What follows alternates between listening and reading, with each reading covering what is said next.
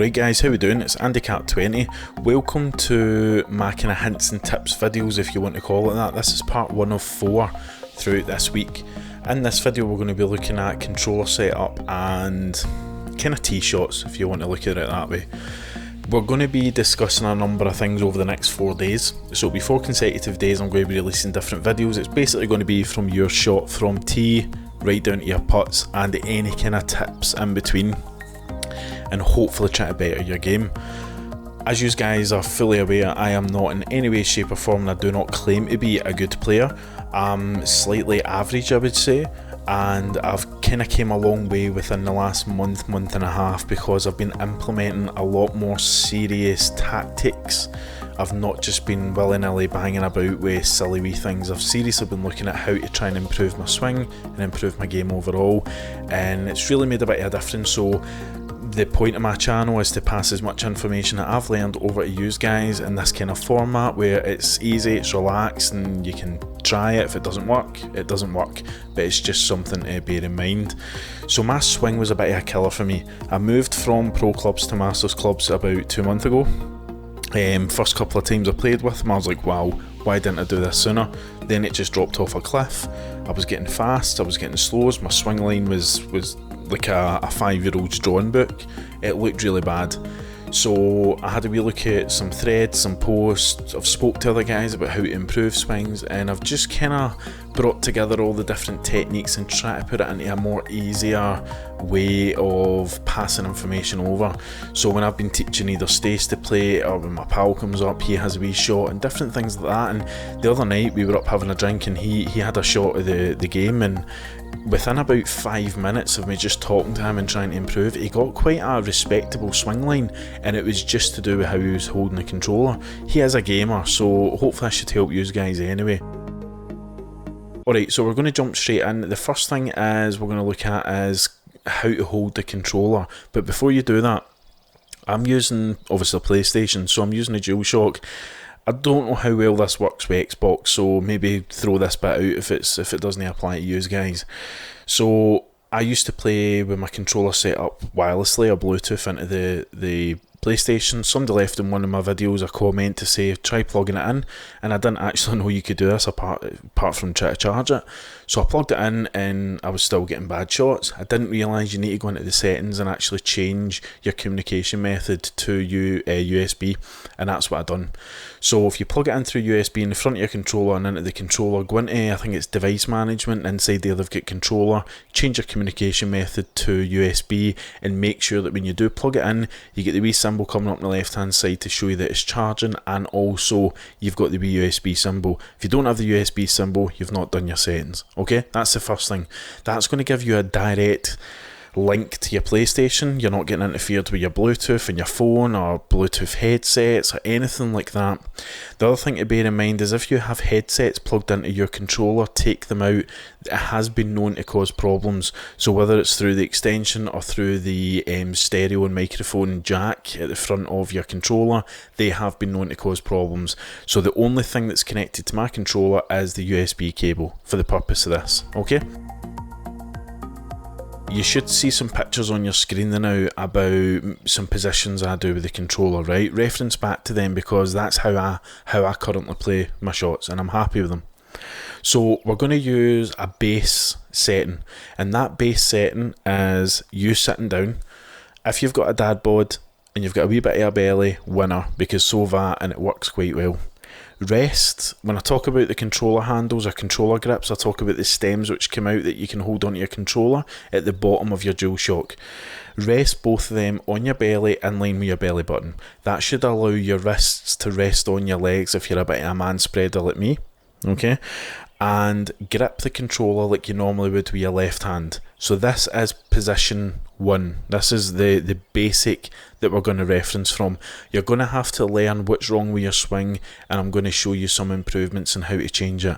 We'll talk about tempo towards the end of the video. There's some things we can do with that, but for the purpose of this, we're talking about swing line. If you play with your thumb and top of your stick, change it. Get your thumb and index finger and clip them together as if you're pulling a hair, right? As if you're pulling a hair out your nose, bring them together, and that's the position you're going to have. If you can try and get them clamped into spider's legs as much as you can, that's going to help. You try and reduce the amount of contact that you've got on your controller stick at one point, because that's going to mean if you need to make slight changes, you're only making slight changes from teeny points of your fingers rather than the full fat bit of your finger like me. So have the corner of your nail as much as you can, and then bring your index finger right round. That's going to cause your palm to slightly lift off your leg and also lift off the controller. Good. Don't have your palm resting on the controller, right? That causes a hindrance. Have it floating or resting on your leg. My pinky rests underneath the controller, so underneath the right stem or the right grip of the controller, and my finger, my ring finger, curls round the back of the controller, basically in between R1 and R2, and rests just on the light. No pressure, it's simply just there for a kind of depth perception point. That's my only contact that I've got on my controller, nothing else. I've got my thumb, index finger, pinky underneath, and ring finger curled round the back.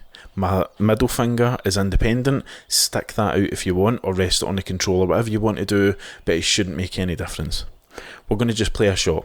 Have your finger, your index finger at number 12 on the clock face of your stick, and your thumb at number 12. I know what's going to happen in my swing here, but record what happens with yours.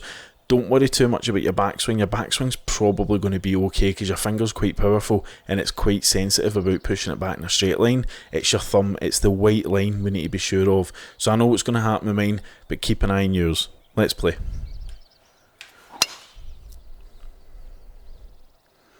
Okay, so we're looking at the white line. Don't worry about tempo, as I says, we'll fix that.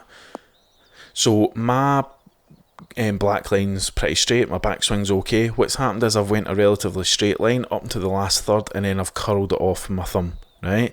And I've curled it off in the final third off to the left. So if you can visualise where your stick's going, your stick's went a straight line, and then just towards the last third, it's pushed away, right? You've lost control.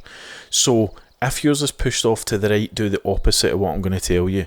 Your next move is keeping your fingers exactly where they are, so in position 12 and 6 on the controller, but simply slide your controller round to the right of your belly, so that now your right grip handle of your controller is either inside, below or above, but it should be in line with your belly button, and you should have the front of your controller now not parallel with the TV or parallel with where you're facing, but it should be shooting off to about number 11 on the clock face. Now play a shot with your fingers. Don't amend your fingers, don't change them, just play a shot and note any improvements. So if you're drifting off to the right, you should be having your controller down to the right hand side, and you want to hopefully see some form of improvement here.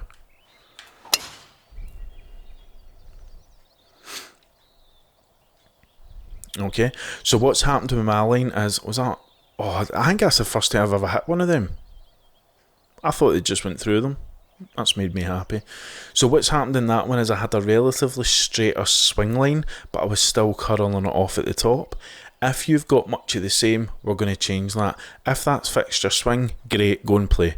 That's it, job done, right? All it was simply was because your controller wasn't turned round. Other thing to do as well, which I'm not a fan of, is actually lifting the controller or lifting the grip part of your controller off your belly, so it's only touching your belly at one point. So in that position, if I was drifting it off to the left, which I was, I would be lifting off, rather than spinning my controller around my belly so it's still touching at both points, I would physically lift the right side of my controller off so it's aiming towards 11 o'clock. But just do that now and you can feel how flimsy your controller feels. If you can anchor that to some point in your body, you're trying to keep the consistency as much as you can, right? So try just rotating the controller around and figure out which is good for you. So if you were like me, you got a straight line but you still get the flick, right? So you were still getting that wee flick at the end. What to do is actually move your thumb ever so slightly, right? So your thumb should never move a full hour's worth on a clock. I mean, it should only, if you were like something like that swing line, yeah, you need to start moving things. But if it's very, very slight like what we had, just move your thumb round. So In my sake, I'm drifting my club in the final third off to the left, which means that I need to aim my club, or I need to aim my shots more off to the right at the top. And the way to combat that is bring my thumb slightly round to the left, so in between 6 and 7 on a clock face. So about 6:30 is where my thumb should now be. My controller's still round to the right because my swing line improved, but I was still drifting it off to the left, and just play a shot like that. Okay, so you can actually now see I made a conscious effort there, subconsciously and consciously, whatever you want to say, that I actually drifted my line off to the right at the top there. So I physically moved my controller off because I knew that's what I have to do to combat it. So I'm just going to play another one, and I'm happy with that line. That line's dramatically improved in my first shot. Still needs a wee bit of tweaking, but you now know what to do. So if you can then start to make sure that you're getting a relatively secure setup, you're having a consistent setup. There's me back to my first bit because I moved my controller around. So go back to your original point, figure out if what the changes you made are helping. So I'm now going to go move my controller around, and I'm going to move my thumb round, and I'm just going to play a shot. Right, so that's what's needed. Don't worry about your tempo, your percentage of your line. You're simply working on your swing line here. So if you've got a swing line which has worked out to be a lot better, if it's you're starting to see it improve, right? You're starting to notice it, right? I can play with that. I can be a lot more confident in playing my shots. And we're going to hit it again. Oh, right over it. If you can then say to yourself, right, I can line up for my shot and be sure that we're getting within that kind of 10-foot mark of where I'm playing my shot, then you can start to play, right? If you're starting to think it's drifting off again, or you start getting straight lines up the top, I'm going to try and cause one to happen. No, straight line.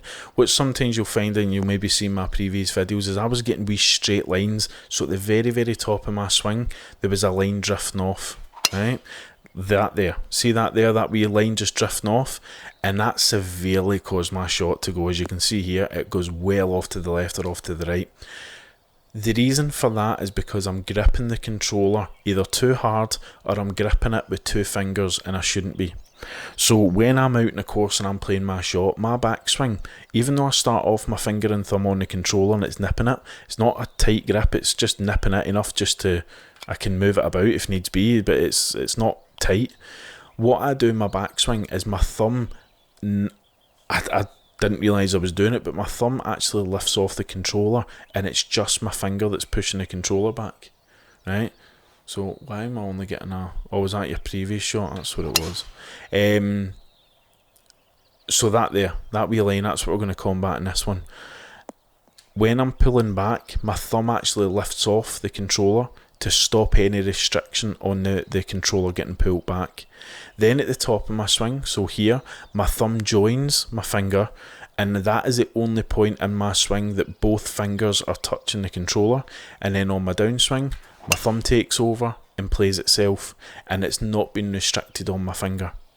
And what that will cause it to do is be a lot more free, because your finger's going back without any resistance. Even if it's a very, very light touch, it's just sometimes can be enough to throw it off course. And then what I was noticing is my backswing, I was getting this wee line popping out, and that's because my thumb, when it's pushing forward, is being restricted my finger, and at the top of my backswing, it's getting pushed away.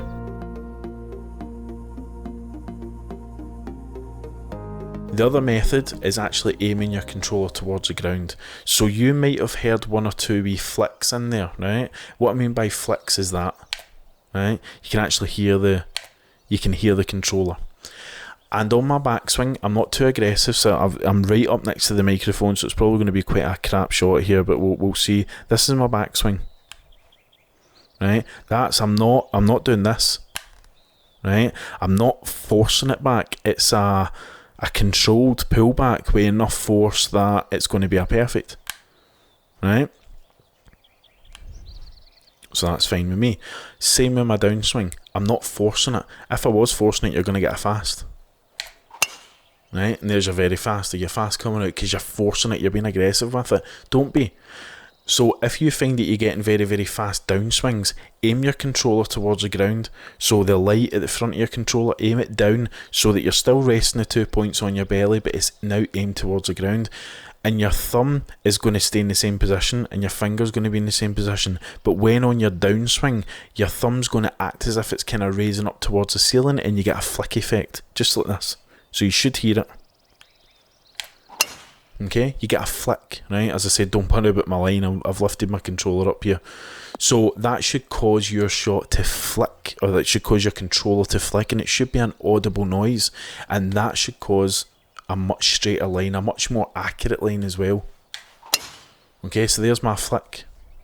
You can actually see it's not hit the very top, because it's in part it's a fast swing, so it's not, I've actually reached there before the swings got there.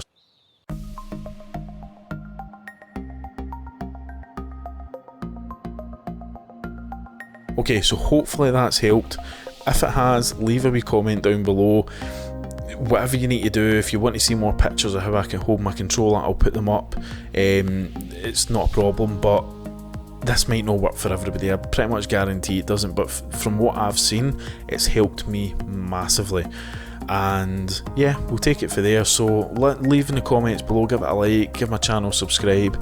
There's going to be a series of videos coming out. I think tomorrow's video is going to be on hazards, so we're going to be looking at even just lie angles, lie conditions. It's going to be looking at the wind and kind of risk and reward shots of playing over water and things like that. So yeah, tune in for that, and hopefully we should try and get your game just a wee bit better. So not a promise, it's not a guarantee, but should hopefully help. Alright guys, we'll leave it there, and cheers for watching.